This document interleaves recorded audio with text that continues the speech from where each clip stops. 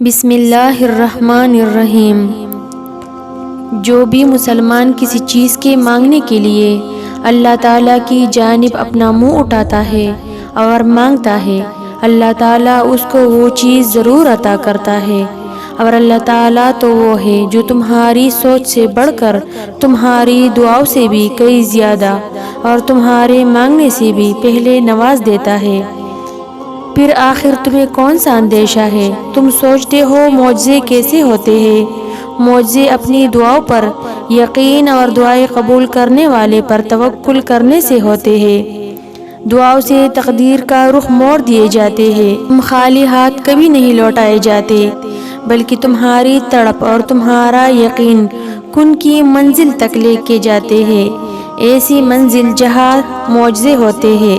اور اگر دل مشکل میں ڈوبا ہو، سوچ فکروں میں الجھی ہو، تو اللہ سے دعا کرنا اور اتنا توکل ضرور کرنا کہ وہ رب تمہاری تمام دعاؤں کو دھیان سے سنتا ہے اور جواب بھی دیتا ہے۔ وہ ضائع نہیں جانے دے گا ان دعاؤں کو جو خلوص دل سے مانگی جائے۔ تو پھر دعائیں مانگتے رہو، کیونکہ دعاؤں سے سب کچھ بدل سکتا ہے۔ جو تم نہیں کر سکتے وہ دعائیں کر سکتی ہے، پھر بھلے ہی وہ کام تمہاری نظر میں لاکھ ناممکن ہی کیوں نہ ہو۔ دعائیں گن کی طرح ہوتی ہے جو اختتام میں معجزے بن کر تم تک واپس آتی ہے۔ اور اگر اللہ نے تمہارے دل میں کسی کی چاہت ڈالی ہے اور تمہیں دعا مانگنے کی توفیق بھی دے رہا ہے، تو ہو سکتا ہے اللہ تمہاری چاہت پہ راضی ہو اور بس تمہیں آزما رہا ہو۔ اور جب اللہ تمہارے دل سے کسی چیز کا خیال نہیں نکالتا تو وہ اسی چیز کو تمہاری حقیقت بنا دیتا ہے۔ اور اللہ تمہاری زبان کو مانگنے کی ہمت تب دیتا ہے جب وہ تمہاری دعاؤں پر راضی ہونا چاہتا ہے۔